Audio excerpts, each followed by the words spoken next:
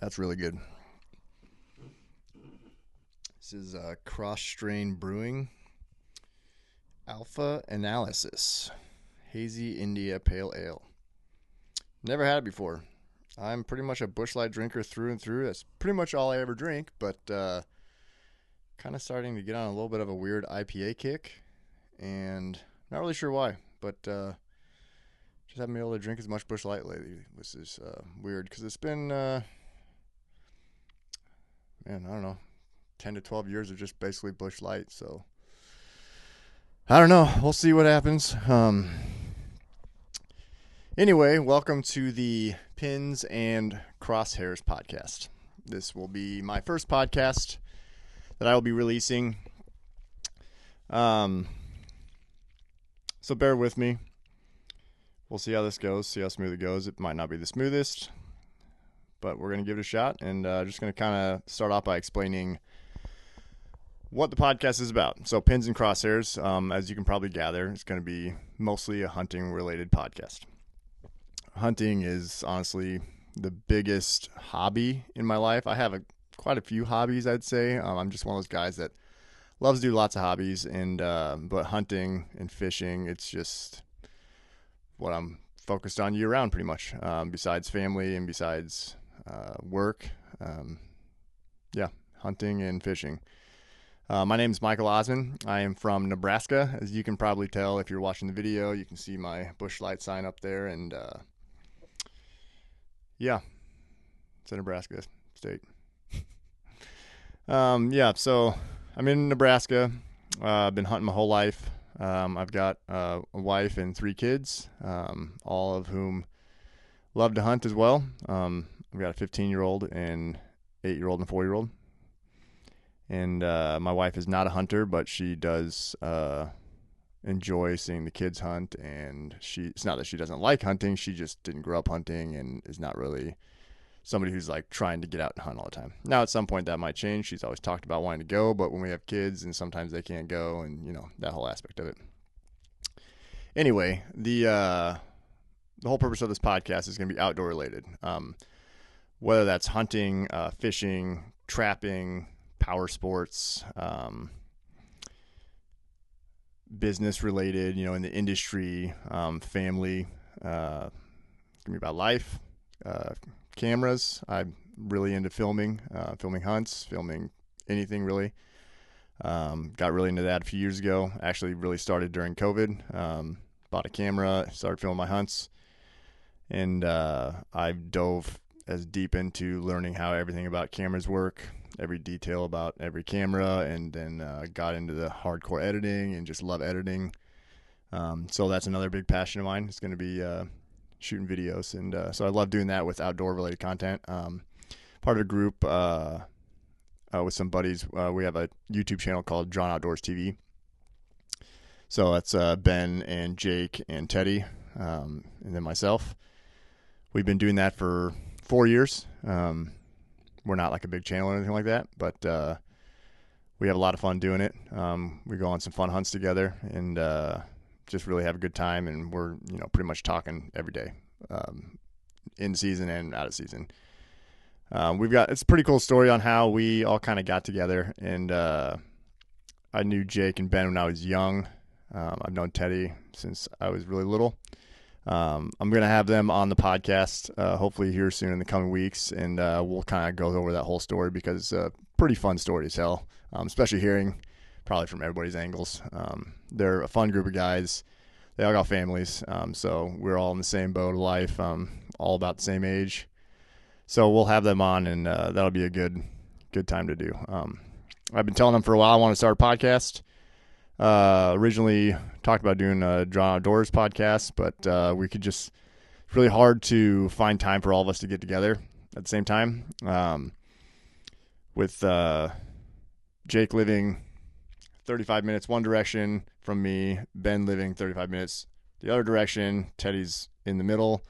It's kind of hard for us to really all get together where we all have busy lives with our families and kids' activities and everything going on. So it's pretty tough to find time for all of us to get together and be able to do podcasts all the time. So I've been telling him for a while I want to start a podcast, and so I just said, you know what? There's my phone going off, so that's cool. Rookie mistake here. Been telling him I want to do a podcast for a while. I've been talking about it for a while. I've been telling my wife for a while I want to do it too. And I finally just was like, you know what? I'm going to do it. Finally came up with a name that I liked. I don't know. Maybe it's gay. I don't know. But it wasn't anything that anybody else had, and I didn't really just want to like use my name. So pins and crosshairs it is. So we'll see how this goes. And I mean, really, the whole podcast is essentially going to be about just talking with people. Most of the podcasts I'm going to try not to do by myself.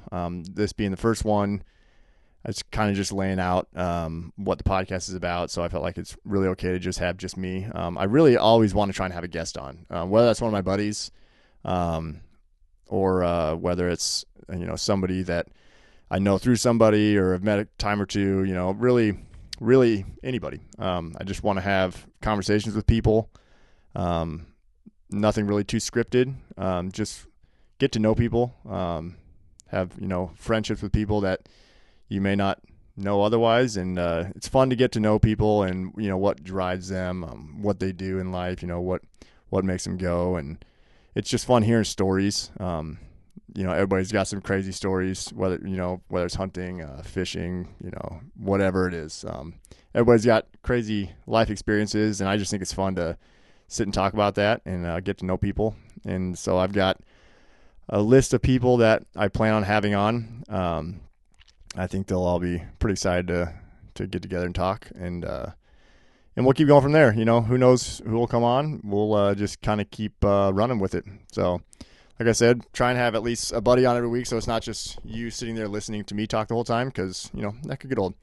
But we'll talk about all kinds of things. We'll talk about different regulations. New things that are coming up, things about population and stuff. We'll talk about all that stuff. Everybody's got their. It's like they always say. Everybody's got an asshole, just like everybody's got an opinion. Or whatever that saying is. I don't think that's the saying. What is it? Opinions are like assholes. Everybody has one. That's just the way it is. But I think it's fun to talk about those things. It's not worth to me getting in arguments. All you see all these people on social media just, the keyboard warriors leaving their comments because, they're the smartest. They know best. It's like, no, everybody has their opinions. And honestly, some people have good points and some people in certain things don't have good points. But I think it's good to have multiple sides to everything. I just think that's just the way it should be. Everybody should be able to have their opinions. That's the great thing about being in America and free speech is you can all have your opinion. If you want to do something about it, you can always write to the legislature or whatever, or your officials, whatever you call them. I don't know, and or run for office. I don't know. But I just think it's cool to be able to talk to people with different views on things and different opinions. So I think that'll be a lot of fun. The next thing I'm going to kind of talk about, it kind of lays out the foundation of the podcast. I would say this episode is not going to be very long because don't have a whole lot other to talk about because I don't want to just kind of be boring about everything. I just really wanted to lay the foundation for this podcast. I'm shooting this at my house. I have this kind of studio / shed. I actually shoot, like interview videos for like some of our hunting episodes and stuff like that in here, and it works out pretty well to be a nice little spot. And so I got to get some more microphone stuff set up. Right now I'm just using this just regular handheld mic, but I'm going to get some actual mounts and stuff so actually we can not have to hold a mic the whole time, which would be really nice. But next week, the plan is to have Ben and Teddy and my buddy Phil on the podcast. We all went hunting last weekend. I hunt primarily in western Nebraska. I live on the eastern part of the state, but we got some permission land out on the southwestern part of the state, and we actually have a house out there that my dad bought a number of years back. Got it really cheap, and we've just been fixing it up and staying there, so it's a nice little getaway. So that beer is good. All right. So last weekend, Ben, Teddy, and Phil met me out there, and we went deer hunting and pheasant and quail hunting. We'll talk more about it next week. That's why I want to have them on, because we just had a bunch of laughs, a bunch of fun times, a bunch of firsts for, some of the guys, and it was just a great hangout. And when you're with good people, fun people, it's just you're always gonna have a good time, and it doesn't really matter whether you get something or not. It's always fun to get something, but it's not a necessity because you're just having a good time. It's kind of like having that good deer camp type thing. But the one main thing I want to talk about just a little bit, without talking about the whole weekend without them, was pheasant and quail hunting. So pheasant and quail hunting was my first hunting experience as a child. My dad took me, I want to say I was like 5 years old. He every year, starting when I was like 5, he would take me and my mom and my sister and me. And my sister's a couple years older than me. And we didn't necessarily always get out and walk with them, especially because, only being 5, like trying to walk in that, CRP and stuff like that's kind of hard. But he would take us out. We'd go out it was usually the day after Thanksgiving, I think, if I remember correctly. So like that one time a year we would always go. That was just always like one day that I always pheasant hunted. And I remember doing that. And the first time I can remember, we went to this one little cornfield that my dad always walked. And he got out of the car. Obviously, it was early in the morning and cold. So we sat in the car and just watched him because we could see him the whole time because it was such a small little cornfield. Well, he got out of the car, and within 2 minutes of him walking into the field, rooster gets up, boom. Rooster gets up, boom. Rooster gets up, boom. Done. He was limited out. 3 shots, 3 birds, and we went and got breakfast. So really cool experience. Obviously crazy. It can happen, but it's obviously really rare to have something like that happen. And so that was a pretty cool experience to have for one of your first times ever hunting. And ever since then, I've quail and pheasant hunted my whole life. I really didn't see quail until I started hunting really in southwestern Nebraska. We mostly hunted the northeast part of the state is where I grew up hunting, especially birds. And bird population was honestly really never that great. Me growing up, we'd go walk a lot of fields, and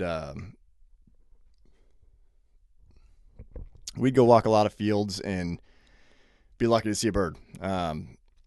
It was just kind of the way it was. And my dad, all he ever did was complain about the population and how it was way better when he was young. And honestly, it probably was. I honestly don't know.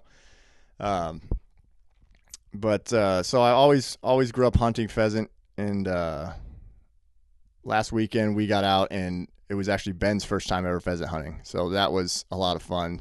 I can't wait to have him on and have him talk about the whole experience because he was just blown away. He's a big time deer hunter. It's basically what he lives and breathes. And then he does a good amount of waterfowl hunting. He's done a lot of waterfowl hunting with some of his family, but he had never done upland game, and he was just having a blast, and we had a great time doing it.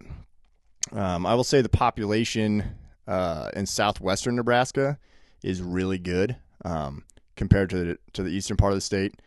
I haven't hunted the eastern part of the state this year. That's usually where I do hunt, just because it's where I live and it's close by. But there's a couple things I'd say. There's not a lot of public land around here. There used to be a few more fields in the area that I hunt usually, but there's just less and less public now, and so it makes it difficult.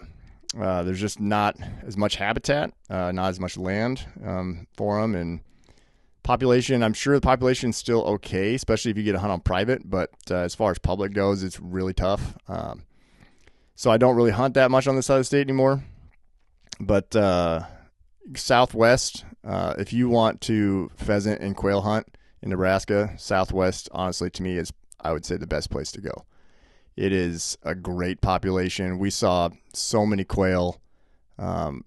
We saw a really good amount of pheasants. And to clarify too, this was last weekend, which I think it was December 12th. So we're a month and a half into the season. You go out, first couple weekends, population. I didn't even hunt those couple weekends because I was deer hunting, but the population, I imagine, as much as we were seeing, and as much as I've seen just from when I'm deer hunting, the population there is great. It's, the best I've ever seen it, which is awesome. I wish I would have gone a little bit more earlier this year because the population's so good. But I would say for sure, if you want to come hunt pheasant and quail in Nebraska, go to the southwest part of the state. Not only is the population great, but the habitat out there is really, really good. There is a ton of public land, and majority of it are good fields. So that's a huge reason I think the populations do better is because of how much more habitat there is in that area. There's not quite as much ag. There's still a lot, but there's not quite as much just ag fields. And in that area, there's a lot of milo fields, and they love the milo fields. And so going to walk those too makes a big difference. There's a lot more birds in there too. So I would say, in my opinion, that Nebraska is doing a much better job. I've seen this over the last few years with some of the programs they've put in to try and have more access to habitat and public land. They've been doing a really good job with that, and I think Game and Parks, that's one area that they are doing really well at, is the pheasant and quail, because there was a lot of them. We shot a few roosters and a few quail. Should have had a lot more, but, I sucked at shooting. It was bad. I missed a couple chip shots. I mean, quail are hard to hit. They're fast. They're quick. They're small. It's tough. So if you're really not ready, and like I said, being my first time out this year, and I haven't shot like any clays or anything. I really should have gone and done that, but didn't. But I had a couple chip shots with some roosters that I just absolutely just wet the bed on. It was bad. So that sucked. One of the other main reasons I've always loved upland game hunting, pheasant and quail, is a dog. I grew up with a German Shorthair pointer, loved hunting and watching him work in the field. It's just so much fun watching a dog work. And I remember after he passed away when I was I think I was 20 years old, maybe 21, I don't know. I remember I hunted the first year without him. And I was like, this sucks. Bird hunting without a dog absolutely sucks. You're just walking aimlessly. I don't get it. I mean, I'm sure some people love it. If you do, that's great. But just walking aimlessly through fields, just waiting and hoping to just be surprised by a bird getting up, that just is not that fun to me. I hunted that last time without my dog, and I didn't hunt for 4 or 5 years after that. I didn't have any other buddies. I didn't have a lot of buddies that did upland game. It was mostly just me and my dad. And so he didn't really have the drive to want to go either when we didn't have a dog to take. And so we kind of took a hiatus from it, but I have 2 dogs now. One of them is an absolute machine. He's a maniac. He's 9-year-old German Shorthair. And then I have a 7-year-old German Shorthair who's absolutely worthless. And I don't really even take anymore. So I thought I was going to be that guy that had 2 sick, hunting dogs and be out slaying birds, 2 dogs just pointing and just locking birds up and going and retrieving them. That is not the case. I've got one that's a really good hunter and then one that's basically just a house dog. My one dog Tracker, who is the good hunter, he's just a nut job in the field. He just goes. And he's getting old, so he's starting to slow down a little bit. But man, he goes so hard. I have to cut him short. Like we can't go all day because after so long, you can tell he's starting to hurt. And so we don't get to do as many fields, but we usually get enough in that it's, good enough for me. But, I got some more stories about him, next when I have, Ben and, Phil and Teddy on. So I'll save that for later. But Oakley is, she's just a lover and a house dog. She's an all brown German Shorthair. Honestly, looks more like a lab, acts more like a lab, but also a lab that doesn't hunt. But she had purebred papers, but I mean, you never know. But she loves to play fetch, and she plays fetch hard, but she has absolutely zero desire to use her nose in a field and look for a bird. And when you shoot the bird, she doesn't even try and go get it. So she's pretty much worthless. She'll run around the whole first field, and then after that, she pretty much just walks behind me like, you know what, I think I'm done. I'm ready to go home. So I don't really take her much anymore just because she's just taking up space, and so. But Tracker, he's always been my boy, and he's fun to go with. So we'll talk about that more next week, and Yeah, it would be good. But I would say pheasant and quail hunting, if you've never done it or if you're looking for a good place to do it, Nebraska is getting better than what it was for a lot of years. There was a lot of years that we just hardly ever saw birds at all. And even in that area, that southwestern part, there used to be a little bit lower. I mean, it's still good. It's always been better than the eastern part of the state. But if you're, not from Nebraska and you want to come here and hunt birds, go to the southwest part of the state. There's a lot of quail down there. Way more quail this year than I've ever seen, and still a really good population of pheasant.